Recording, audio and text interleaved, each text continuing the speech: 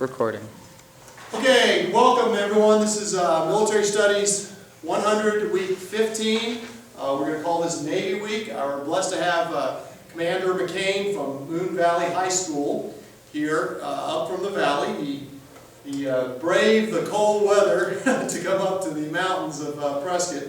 And he'll be actually talking all day about the Navy, ships and boats and his career. This will be the first hour of it. And then I will put it online for our hybrid class. We actually have our SAL flight here with us, our leaders this first hour. And Commander Manning, why don't you go ahead and go for it. Report. Sir, South Flight at all present ground for. Thank you very much. Pledge. I pledge allegiance to the flag of the United States of America and to the republic for which it stands, one nation, under God, indivisible, with liberty and justice for all. Take your seats. Good morning. Good morning. Okay, I'm going to talk a little bit before we get into the Navy ships about an experience I had while I was active duty. And it kind of relates to what we're going to be talking about this morning. I was on the USS Carl Vinson. It's an aircraft carrier. It was my second tour on the Carl Vinson. And we had just left Singapore in September of 2001. We had gone through the Straits of Malacca and we were heading up towards the Persian Gulf. And then one night on September 11th, 2001, I walked into my office and the junior officers were sitting in my office. They were watching TV like they normally do in the evenings. You can actually get TV channels on aircraft carriers. But they were watching a plane had hit the World Trade Center. And I thought, oh, what a tragedy, you know. And we thought, oh gosh, there must be some people on board from New York that would be worried about their family members. And I sat down at my desk and I started doing work. And then about 10 minutes after I arrived, a second plane hit a second tower. And I knew at that moment we were going to be at war. We had gone from a Navy ship that had left home port doing peacetime activities as part of our country's strategic plan to, in seconds, being a Navy ship out in the middle of the ocean. Now we're no longer peacetime, but we're in some other situation. And that's the thing that the Navy faces all the time, is at any moment we could shift from being peacetime to being at war. All the military faces that. But I remember on September 11th facing that when we're out in the middle of the ocean and realizing whatever we have right now is what we have. There is no supply truck that's going to drive up and give us any more stuff.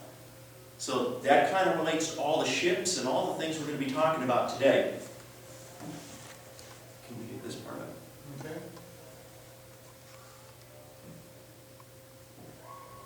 Okay, so on the Navy ships,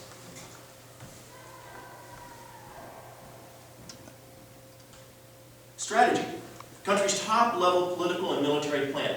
All the armed services have to carry out that strategy. The Navy's just a part of it.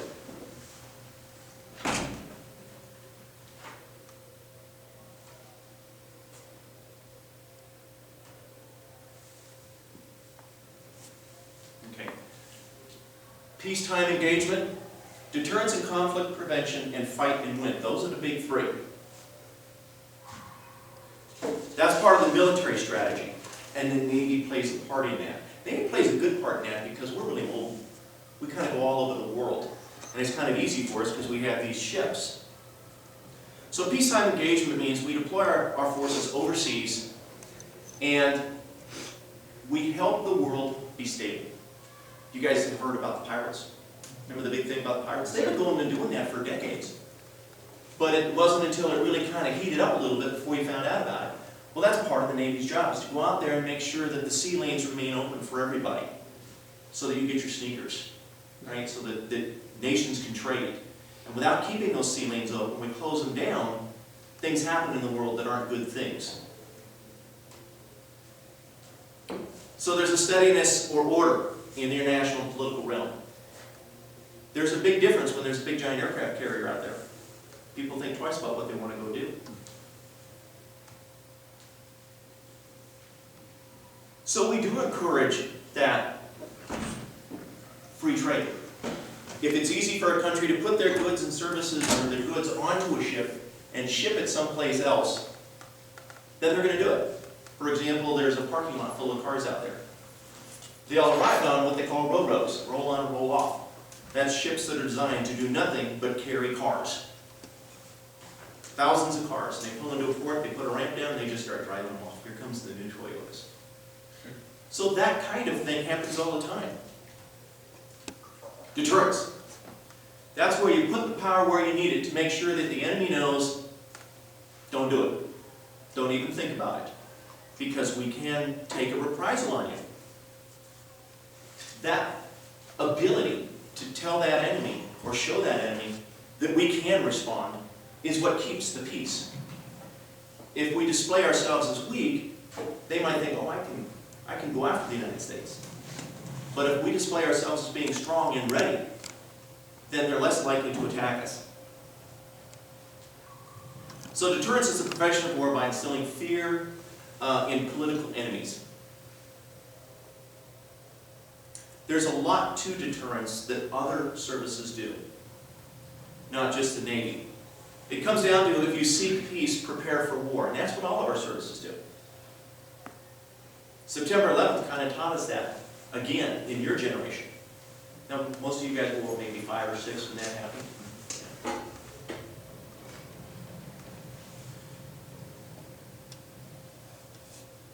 But being ready, as I said, when I was on the Carl Vinson on that September 11th, we were nowhere close to the United States. We were halfway around the world.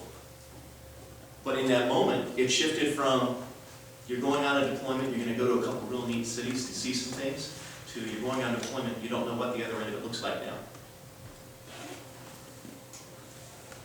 So which one of these concepts is not one of the 3 elements of national military strategy?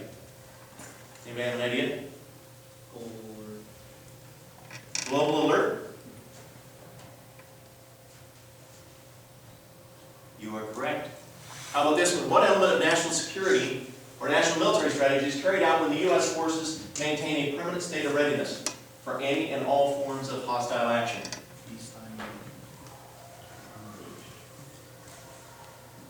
Fight and win.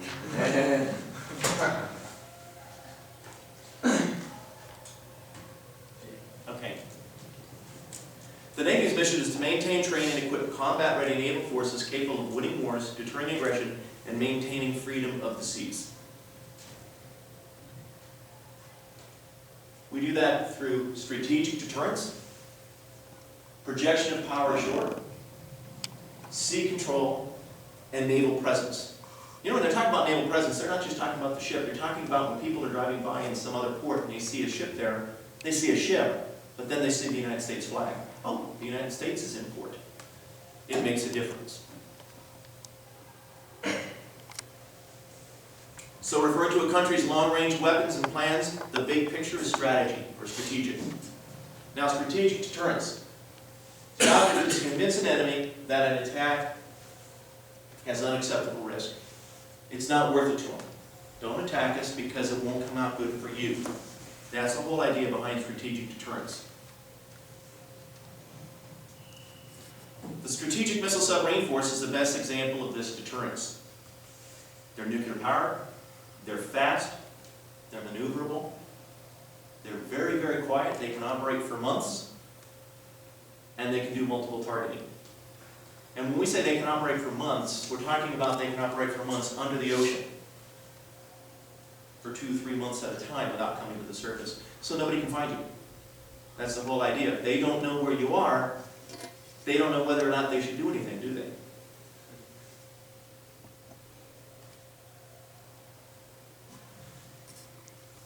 This is a short video on submarines. Beneath the sea, the Navy's elusive strategic ballistic missile submarines played a key role in deterring nuclear war. Carrying 45% of the United States nuclear warheads, they completed more than 3,000 Cold War patrols and continue to carry the majority of U.S. strategic weapons.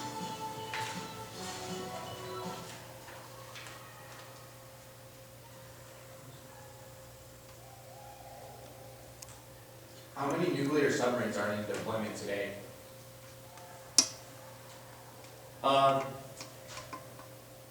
I'll answer that in two ways. You're asking how many nuclear submarines do we have, or are you asking how many do we have at sea today? Yes, sir, at sea today. At sea today? Don't know. Oh, okay. I would say dozens. Okay, dozens. The U.S. Navy doesn't release when submarines get underway or when they're returning to port. That's classified information. Now, I'm not saying that because it's trying to be Yes, sir. evasive. It's just, that's one of our policies, is again, we don't tell anybody when we're leaving, when we're coming back, where we're going. We're just gonna go out, submerge the ship, and then we're gone. Okay, what element of national military strategy is carried out when the U.S. forces place combat power where it cannot be ignored, making a potential enemy less likely to become hostile? Deterrence and conflict prevention. Let's give it a try. You are correct. Sea control. Control the use of the seas for the United States and our allies, and deny the use of seas for a potential enemy. At some point, you're going to have to send stuff over the ocean if you're a country. You need goods materials. You need raw materials. You need, what's a good one that you always hear about on the news almost every day? Oil. You always need oil. Goes through the Straits of Hormuz there. People get real nervous when that strait gets shut down. Operation Anaconda during the Civil War was a good example of sea control. Okay, that's where the Union forces went in and they blockaded all the ports. Well, if the South can't get their goods, the things they need to make war, they can't make war. Gettysburg. What were they in Gettysburg for? Shoes. That's what they were there for. Has anybody seen the movie Lincoln that just came out? Okay? This city plays a major part in that movie. So when you go see that movie, that whole Operation Anaconda comes into play there. Projection of power ashore. The ability to deploy naval forces to carry the fight to the potential enemy. Okay? We would much rather fight the enemy someplace else than fight it here. You see on the news, for example, what's going on in the Middle East? All those homes, I mean, those are people's homes. Those are schools and public buildings and things that are being blown up. You can imagine what it would be if it was happening here. So we want to take it someplace else. And there's a number of different ways that the Navy does that. The tactical referring to a short-range weapons or to assets used in support of ground forces.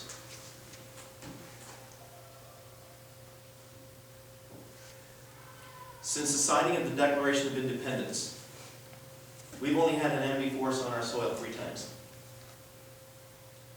During the Revolutionary War, during the War of 1812, and during World War II. Those are the only 3 times.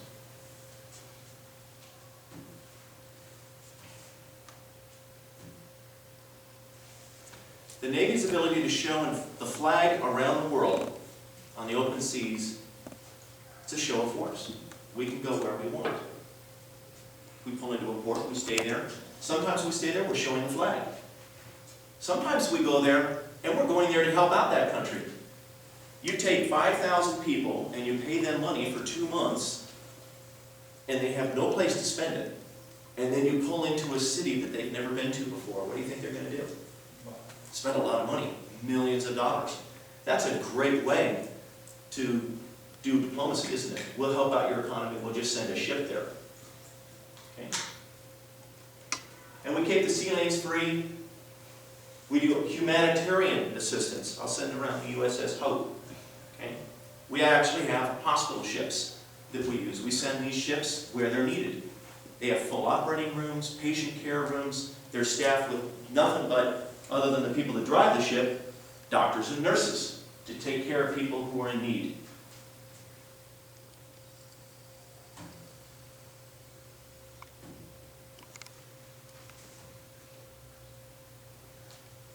So humanitarian is referring to the help given to individuals in need, such as assistance to disaster victims without regard to military or political concerns. A volcano erupted in the 1980s in the Philippines. Before it erupted, the United States had ships there. They loaded up as many people as they could onto the ships and then went out to sea to help save people that were in the way of the volcano.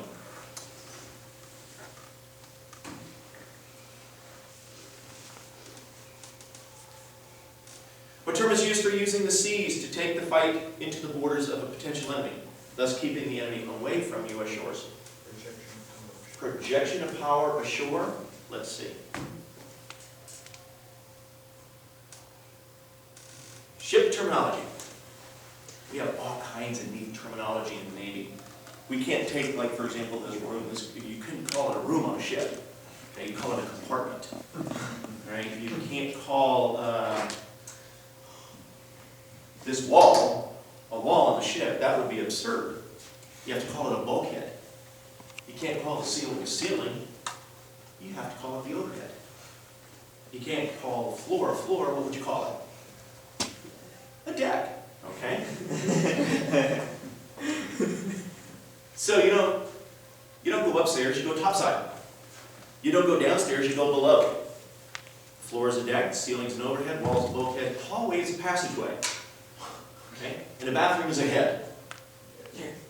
So if you're in a Navy ROTC unit, for example, and you walk in and you say, "Can I use a key? I would like to go to the bathroom." "I'm sorry, we have no bathroom. You may leave now." It's the head.